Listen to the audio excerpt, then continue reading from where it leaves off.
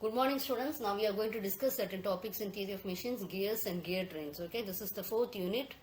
Okay, so what we are going to see is actually in unit 3 itself we have discussed how power is transmitted by means by belts and pulleys and all.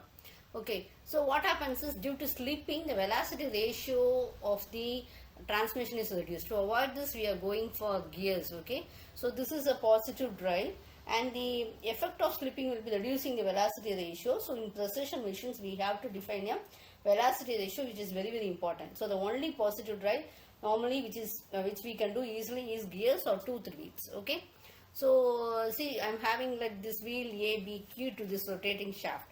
We assume that, and wheel B to the B. So that is actually the shaft which is getting the power from the engine is being fixed with A, keyed with A, and which is to be rotated is with B. So what happens is the A will be rotating. When it is A is rotated by the rotating shaft, it will rotate the wheel B in the opposite direction. So the wheel B will be rotated as long as the tangential force exerted by the wheel A does not exceed the maximum frictional resistance between the two wheels. Okay.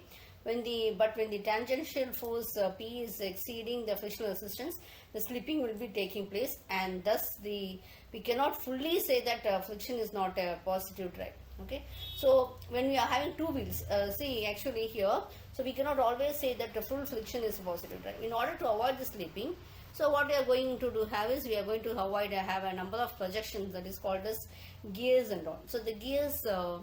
These normally will be provided on the periphery and which will fit into the corresponding resistors, etc. The friction wheel with the wheel cut on it is called as a tooth wear or is called as a gear.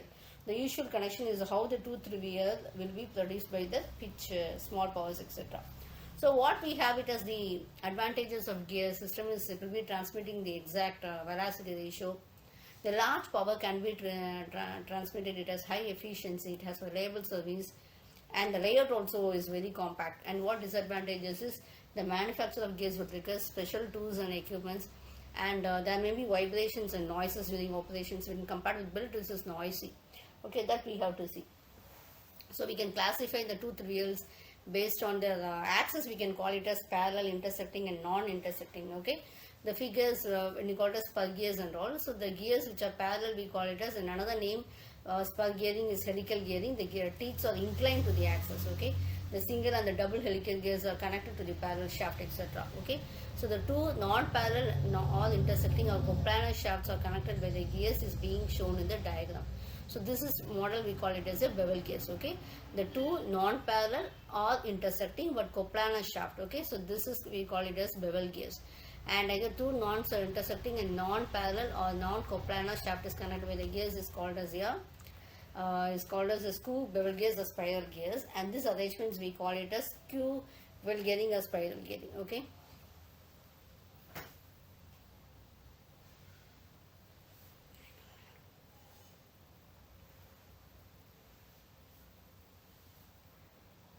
According to the peripheral velocity of the gears, we have it as low velocity, so medium velocity and high velocity. The gears which are having less than 3 meters per second, we call it as low velocity, and gears with high between 3 and 15 and medium, and if gears is more than 15 meters per second, we call it as high speed gears. Okay.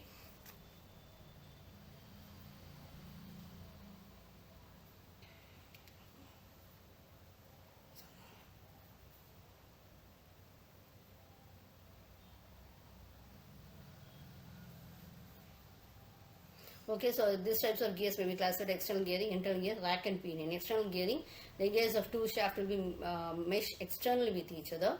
So the larger of two gears we call as spur, and the smaller one we call it as pinion. Okay, so that is external gearing. And internal gearing also, the teeth will be provided internally. Okay, according to the position of teeth and all, we call it as straight, inclined, and also curved. Okay, spur will have straight and helical will be inclined, and this is the main classifications of gears. So we have studied the classification of gears here in this video, and now we will be in the next video we will be speaking about how the terminologies are there, what are the terms which has been used in the gears. We will be learning in the later classes. Thank you.